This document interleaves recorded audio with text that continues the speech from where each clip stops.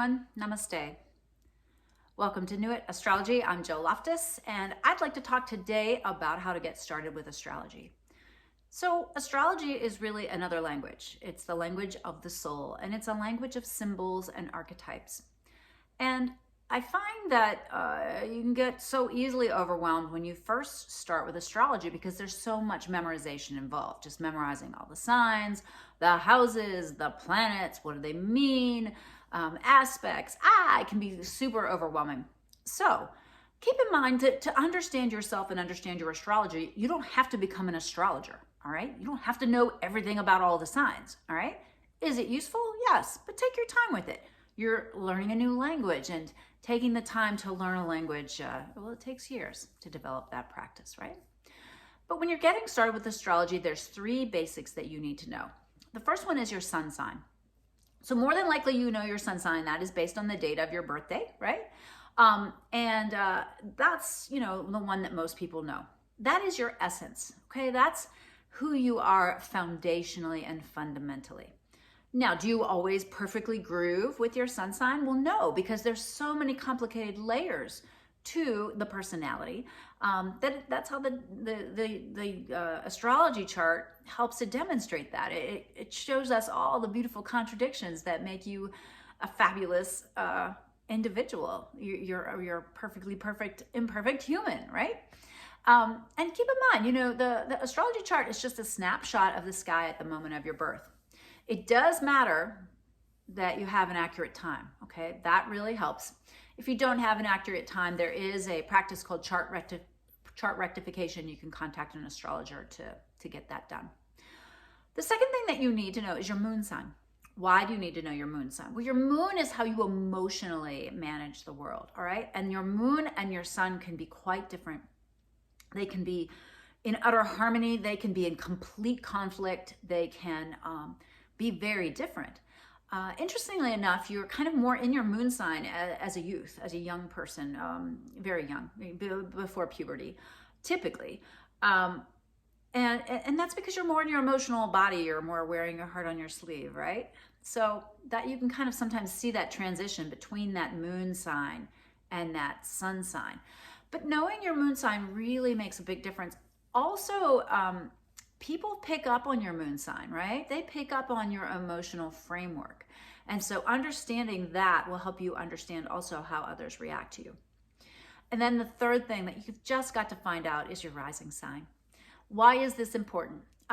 So the rising sign, it was the constellation that was rising, that it was right at the cusp of the earth in the place you were born at the time you were born. And it changes about every 2 hours, okay, that constellation. That's why our birth time, having our birth time that it is accurate is very useful. This is also called the Ascendant. And it is on the astrological wheel. It's right at the side. The astrology wheel doesn't start at the top or bottom. It starts on the side where the first house is. So there are 12 houses in the wheel. So this is the sign that's on the first house cusp.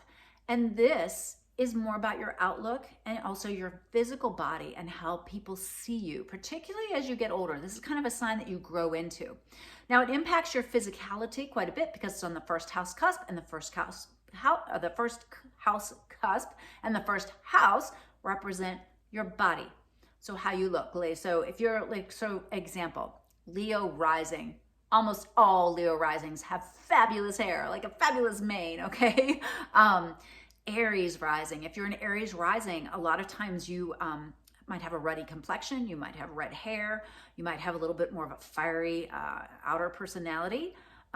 So knowing your rising sign really helps you to understand how other people perceive you. And how you kind of, the lens through which you view the world. Now this could be very different as well, very different from your sun sign. And as I mentioned in another video that says you've got to know your ascendant, you've got to know your rising sign. If you're looking at or listening to any general forecasts in astrology, you need to look at your rising sign because that's going to be the one that aligns the houses properly for your forecast, all right? So that's a great way to get started with astrology. Once you've got those three things and you kind of got a handle on it, right? Your essence, your emotional body, your feelings state, your approach in that way, and then your perception, body, and physical reality, then you can start layering on more information.